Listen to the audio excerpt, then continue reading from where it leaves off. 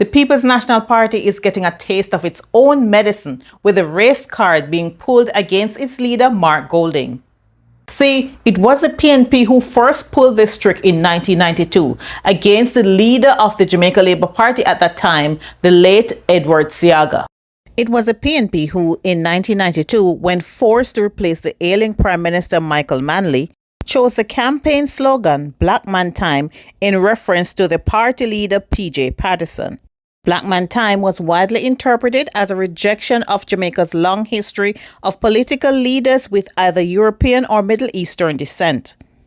The slogan also resonated with Jamaica's working class, many of whom were poor people of Afro descent. It proved to be a winning strategy for the People's National Party. And the late political analyst Carl Stone wrote that many poor black Jamaicans could feel a sense of pride over the fact that a black man sits in Jamaica House.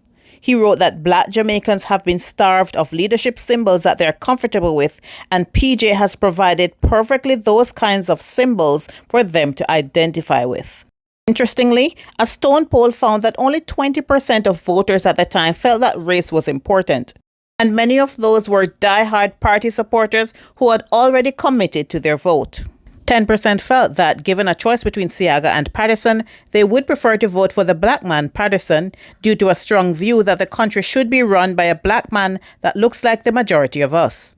The campaign itself was not without controversy, as the JLP's Hugh Shearer, a black man who briefly served as Prime Minister in the 1970s, had publicly suggested that black people were incompetent of leading the country. Addressing those comments, Carl Stone in a Gleaner column said Jamaica has always been South Africa without apartheid.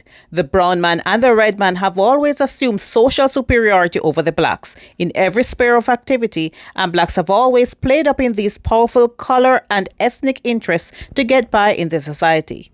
The red man and the brown man have been taught to believe that they are the natural leaders and that black people's role is really to follow their leadership. But while race was taking center stage on the campaign trail, less so was a candidate's proclivity to tend to the needs of the marginalized in the society.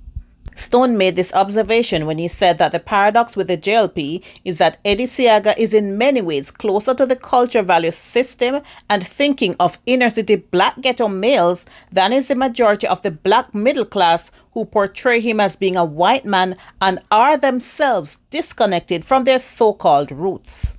Stone said the big issue voters will answer is whether they want a black leader from the disconnected urban middle or a red man who is closer to their culture. Fast forward 30 years and Mark Golding has become a victim of the same political tactics employed by his party against their opponents. Issues of race and dual citizenship are mere political strategies employed to rile up the electorate for the benefit of the political parties. As the saying goes, what goes around comes around. And people in politics certainly learn from each other and know how to recycle the same tricks and make them useful. If you've been enjoying my videos, I encourage you to sign up for IMP 2024. The Intercultural Media Project will be held on August 16th, and I'm bringing together journalists from different countries, researchers, and people who are affected by oppressive systems and looking at how the media chooses to cover these issues. The link is in the description below. I hope to see you there.